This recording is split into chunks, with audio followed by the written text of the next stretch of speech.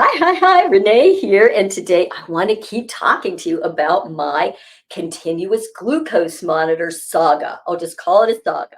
For those of you that didn't hear my first video, I decided to get this. I think I have blood sugar issues. I'm doing well, thinking it's all good. And lo and behold, on the first couple nights, in the middle of the night, I get, you have a critical glucose alert. What the heck is that? Not like most people that it goes up too high. Mine simply crashes.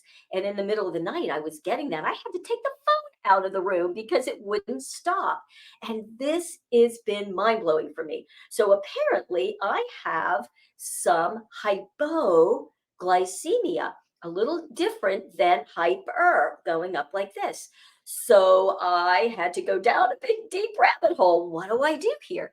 Well, so normally you would think if your blood sugar goes too low, you want to have more sugar, right? To bring it back up.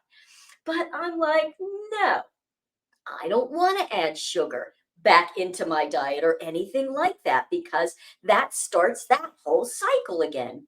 So there have been two things that have actually really completely balanced me out back into a much more favorable blood sugar zone. The first is intense exercise, but for short bursts of time. How did I figure this out? Well, I noticed my blood sugar was really low. I went out and I did a couple of just quick sprints. I love sprinting. It uses every muscle in your body. And while it sounds really intense and like it would hurt, it doesn't. I love it, but real short. And I get back at my house and I'm like, oh my gosh, it brought the blood sugar right into a nice balance. Okay, that was interesting.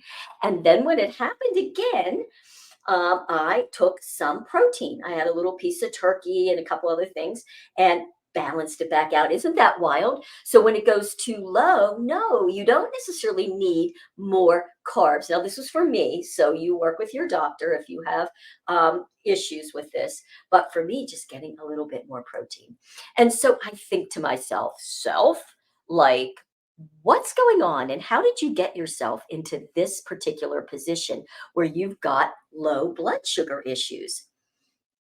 That is going to be my subject for my next video. So watch out for that. But the bottom line to this whole thing is if you possibly can, get your doctor to write you a prescription for a continuous glucose monitor. There are some places I've heard that you can get it without that. It's not the same as pricking your thumb.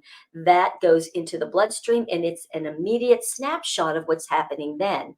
The difference with this is it's checking it out from the subcutaneous fat right here, and you're getting it continuously, so it will be a little different than if you're just pricking your finger.